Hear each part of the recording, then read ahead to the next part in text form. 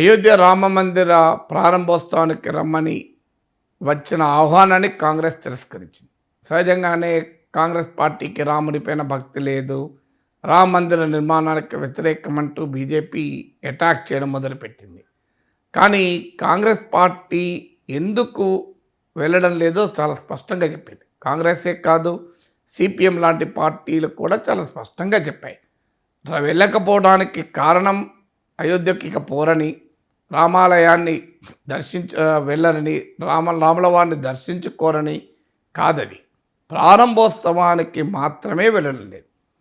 కారణం ఏంటి అన్నప్పుడు కాంగ్రెస్ చెప్పింది, అదొక ధార్మికపరమైన మతపరమైన కార్యక్రమంగా కాకుండా రాజకీయపరమైన కార్యక్రమంగా, బీజేపీ ఆర్ఎస్ఎస్ పరివార రాజకీయ కార్యక్రమంగా నడుస్తోంది.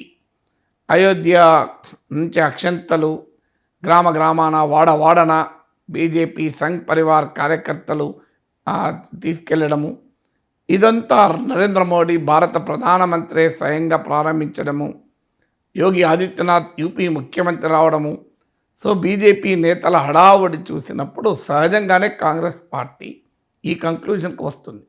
నిజంగానే యొక్క కాంగ్రెస్ పార్టీ సిపిఎంలే కాదు, పూరి శంకరాచార్య కూడా నేను వెళ్ళనని ప్రకటించాడు.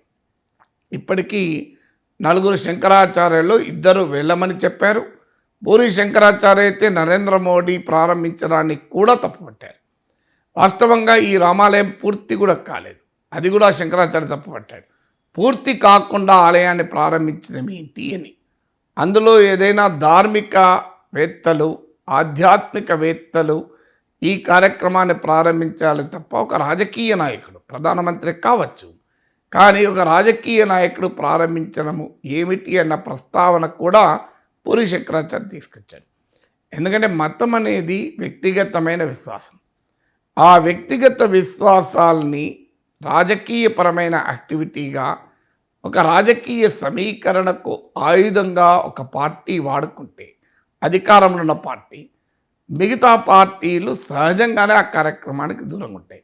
అది రాముల వారి కార్యక్రమం అయితే నా నమ్మకం ఈ దేశంలో ఏ పార్టీ కూడా వ్యతిరేకించదు, ఇంక్లూడింగ్ దేవుని నమ్మని రాజకీయాలు చేసేవారు కూడా వ్యతిరేకించరు. ఎందుకంటే వారు నమ్మినా నమ్మకపోయినా కోట్లాది మంది భారతీయుల విశ్వాసాలు కనుక. కానీ అది రాముల వారి కార్యక్రమం కాకుండా రాజకీయ కార్యక్రమంగా, మోడీ యోగిల కార్యక్రమంగా మారినప్పుడు ప్రతిపక్షాలు ఏం చేయాలి? వెళితే ఈ కార్యక్రమాన్ని ఒక రాజకీయ కార్యక్రమంగా చేయడాన్ని అంగీకరించినట్లవుతుంది, ఎండార్స్ చేసినట్లవుతుంది. వెళ్ళకపోతే మీకు రాముల వారిపైన భక్తి లేదు అనే విమర్శ ఎదుర్కోవాల్సి ఉంటుంది. అందుకే ఆ స్పష్టత ప్రతిపక్షాలు ఇస్తున్నాయి. మేము రామ మందిరానికి వ్యతిరేకం కాదు, రామాలయానికి వెళ్ళమని కాదు, కానీ ఈ ప్రారంభోత్సవం జరుగుతున్న తీరు పట్ల అభ్యంతరం. అఫ్కోర్స్ కాంగ్రెస్ పార్టీ కేవలం రాజకీయపరమైన అంశాన్ని లేవనెత్తింది. సిపిఎం అయితే రాజ్యాంగపరమైన అంశాన్ని కూడా లేవనెత్తింది.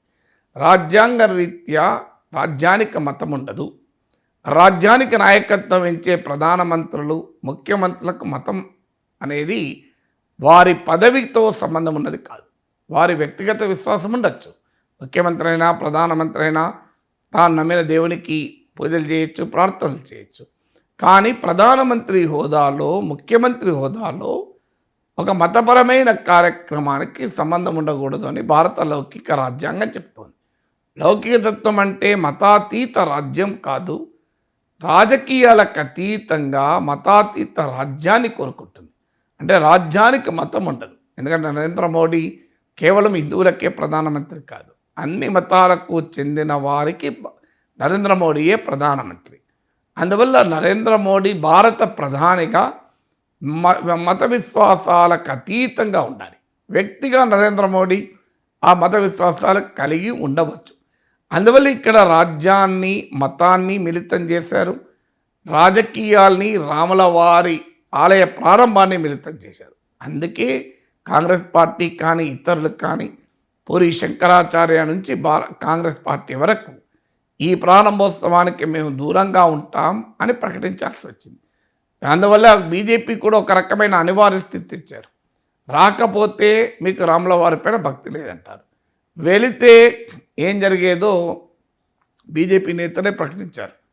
మీరు రండి, రామ మందిర నిర్మాణాన్ని వ్యతిరేకించారు, దివ్యమైన భవ్యమైన రామ మందిరాన్ని మీకు చూపెడతాను రండి అంటూ ప్రతిపక్షాలను ఉద్దేశించి మాట్లాడారు. కేంద్ర మంత్రి మీనాక్షి లేఖి అయితే రాముల వారి ఆహ్వానం ఉన్న వాళ్ళు వస్తారు అంటూ ప్రకటించారు. అంటే రాని వారికి రాముల వారి ఆహ్వానం లేదు అని. రాముల వారు కొద్దిమందికే సొత్తు కాదు. భారతీయ జనతా పార్టీని అనుసరించే హిందువులకు మాత్రమే రాముల వారి దేవుడు కాదు. నరేంద్ర మోడీ హిందువులకు మాత్రమే, బీజేపీ కార్యకర్తలకు మాత్రమే ప్రధాని కాదు అంటున్నప్పుడు దేవదేవుడైన రాముల వారు ఒక్క పార్టీ వారికి దేవుడవుతాడా? ఈ దేశంలో ఉన్న ప్రతి హిందువుకు, ప్రతి హిందూ విశ్వాసాలు నమ్మే వారందరికీ కూడా దేవదేవుడు రాముడే అవుతాడు. ఈవెన్ నమ్మని వారికి కూడా రాముడే దేవుడు, వేరే దేవుడు లేరు కదా. సో అందువల్ల భారతదేశంలో రామనామం అనేది భారతీయ సాంస్కృతిక భావనలో ఒక అంశం అది. అందువల్ల రాముల వారు సార్వజనీనము, సార్వత్రికము. దాన్ని రాజకీయ విభేదాలతో మనం ఎప్పుడు కూడా అపవిత్రం చేయకూడదు. అందువల్ల దీంట్లో రాజ్యం కోసం రాముల వారిని, రాజకీయం కోసం రాముల వారిని ఉపయోగించకూడదు. రామాయణం చదివితే మనకు అర్థమవుతుంది. తండ్రికి ఇచ్చిన మాట కొరకు రాజ్యాన్ని, సింహాసనాన్ని, రాజభోగాల్ని త్యాగం చేసి దుష్ట శిక్షణ, శిష్ట రక్షణ కోసం అడవులోకి వెళ్ళినటువంటి రాముల వారిని రాజకీయం కోసం, సింహాసనం కోసం, పదవుల కోసం, పదవుల పందేరం కోసం, రాజకీయ పంచాయతీ కోసం రామనామాన్ని ఎట్టి పరిస్థితుల్లో ఉపయోగించడాన్ని ఏ నికార్సైన హిందువు కూడా అంగీకరించలేడు.